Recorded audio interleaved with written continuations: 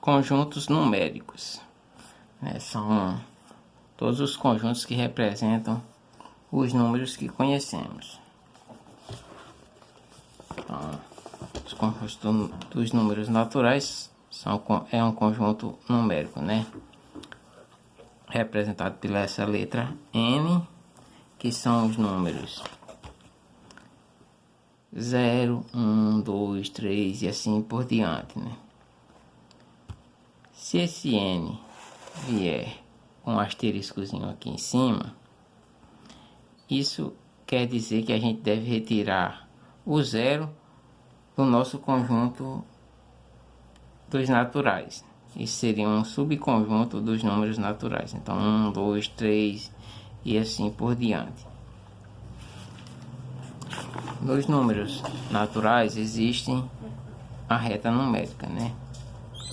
Que terá origem no ponto 0 e vai prosseguindo 1, 2, 3 e assim sucessivamente. Cada número natural possui um sucessor, ou seja, com exceção do zero, né? Que o zero não é sucessor de ninguém. O sucessor de zero é 1, que isso é eu somar sucessor, é porque eu somo uma unidade ao número, é 1 a mais. Então 0 mais 1, 1.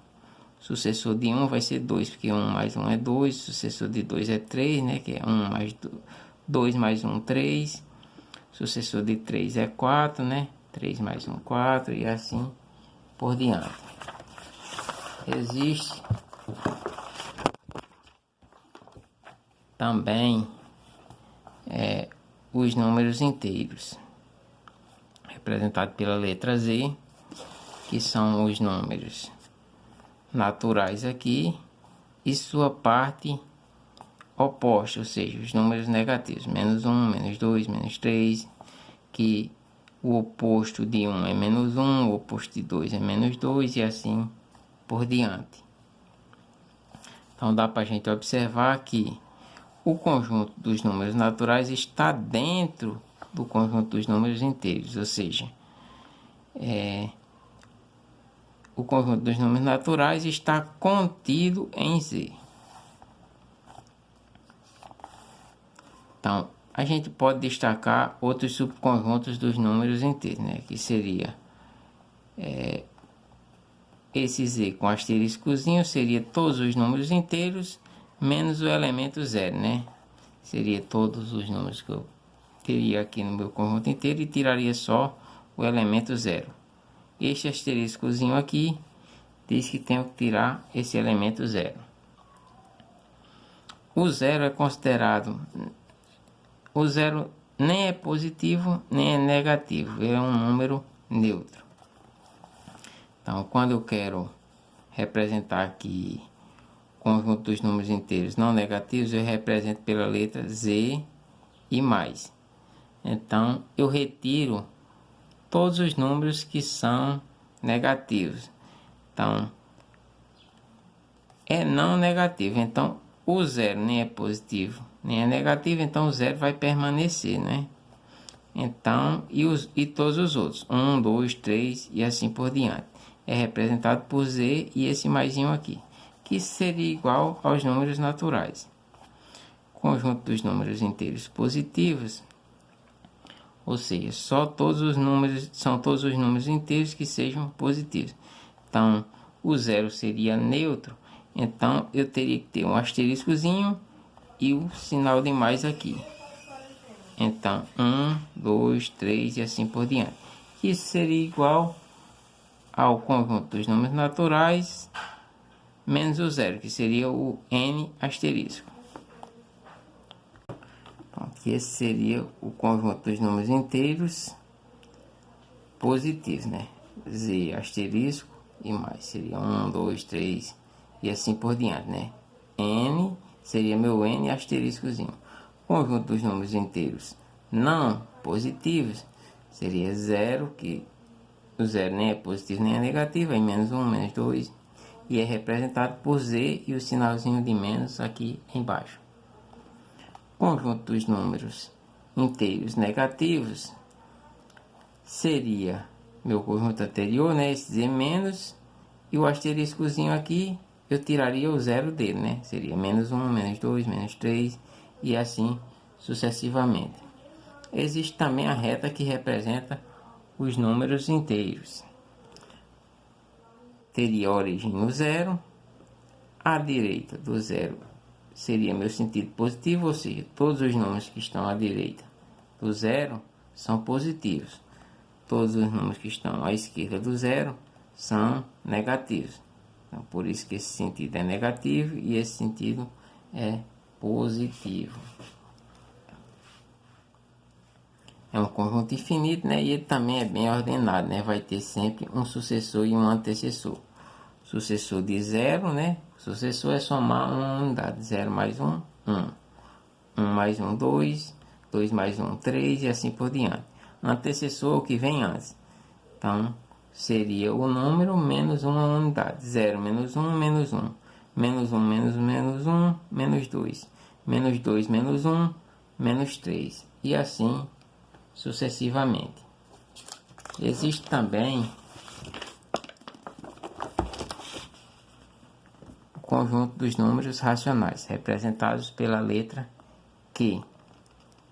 O conjunto dos números racionais são todos os números que podem ser escritos na forma de fração. Ou seja, todos os números que têm a forma A sobre B, com esse A e esse B pertencente aos números inteiros, e com esse B diferente de zero. Por que diferente de zero? Porque em uma fração, esse B seria meu denominador, e o denominador diz em quantas partes o numerador está sendo dividido. Ou seja, isso é uma divisão, e eu não posso ter divisão por zero. Por isso que, obrigatoriamente, esse B tem que ser diferente de zero. Então, alguns exemplos de números racionais. Menos 5 é um número racional, porque eu posso escrever ele na forma de fração. Eu posso escrever como sendo menos 10 sobre 2, que daria menos 5, né? Ou posso escrever menos 5 sobre 1, que também é igual a menos 5. Que isso pertence aos números inteiros e pertence também aos racionais, né? Que pode ser escrito na forma de fração.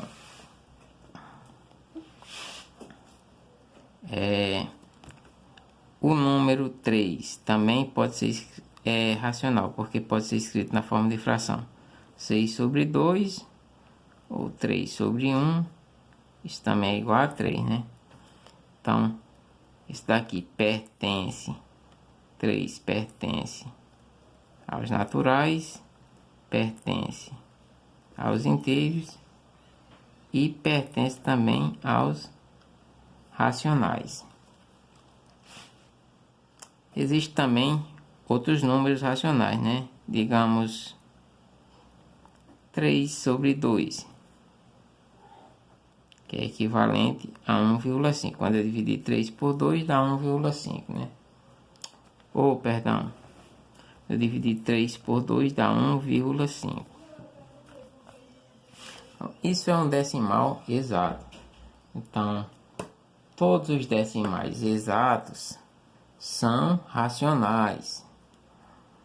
Existem, além dos decimais exatos, existem as dízimas periódicas. Se eu pegar o número 0, 8, 8, 8, infinitamente, esse 8 se repetir infinitamente,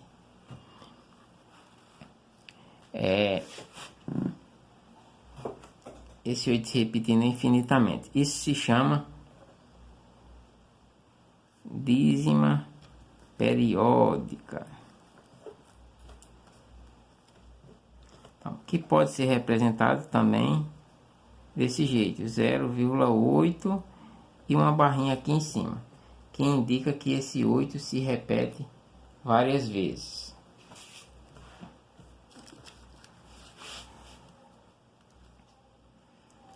Então, temos também dízimas compostas, né? Digamos que eu tenha aqui o número, não vou usar um zero, 0,2353535 e assim sucessivamente. Isso poderia vir representado assim também, 0,235 e a barra aqui em cima do 35, né? Que é só o 35 que se repete. Bom, isso seria uma dízima periódica composta, ou seja, eu tenho os algarismos que se repetem infinitamente são meu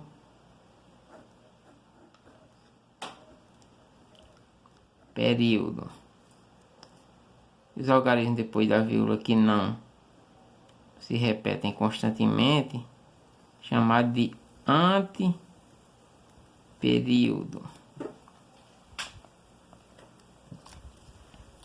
Então,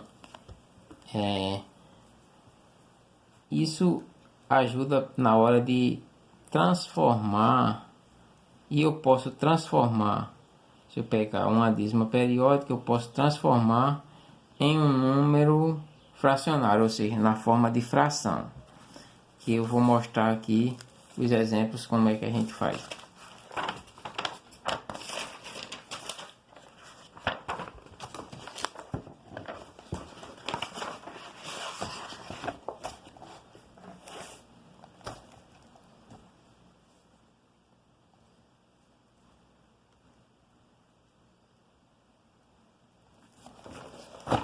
Então aqui o número 1,725.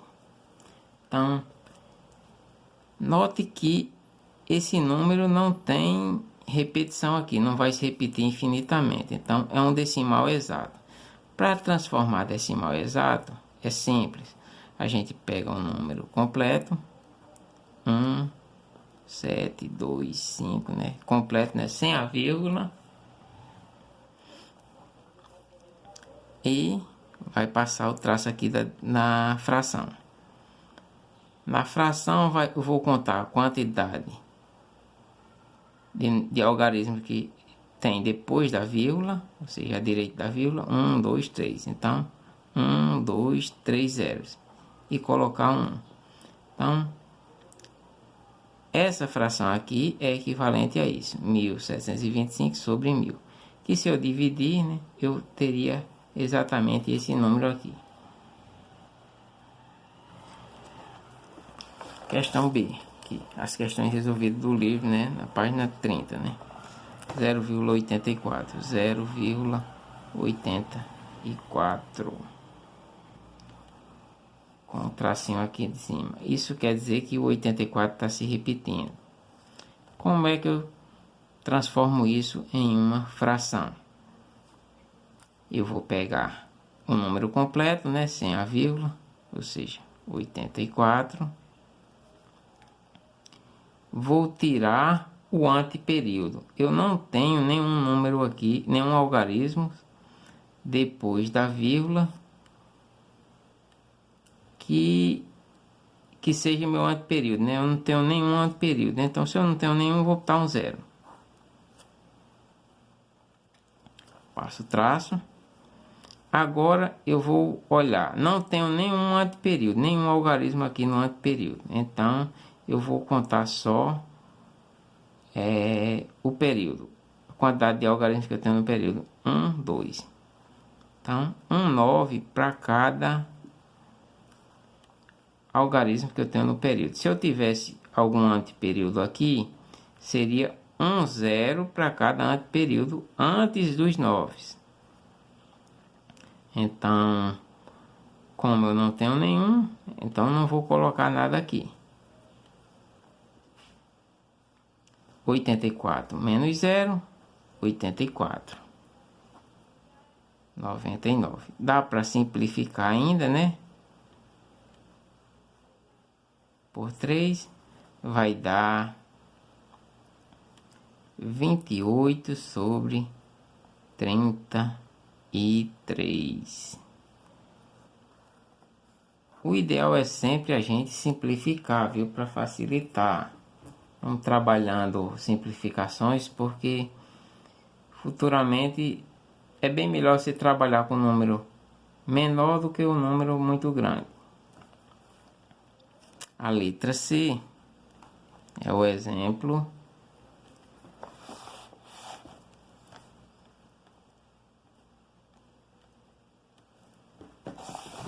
Cinco vírgula 327 com a barrinha em cima do 27.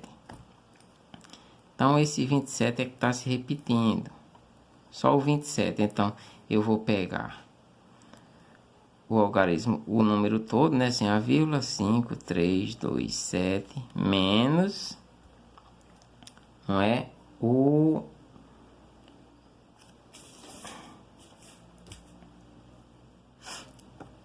menos o número aqui sem o período, né? O que é meu período aqui? O período aqui é 27, né? Então, um número que não tiver o período aqui, então 53, né? Isso sem a vírgula, né? Isso aqui, aí passa o traço da divisão. Quantos números tem no período? Quantos algarismos tem no período? 2. Então, 9 para cada algarismo que eu tenho no período. 2.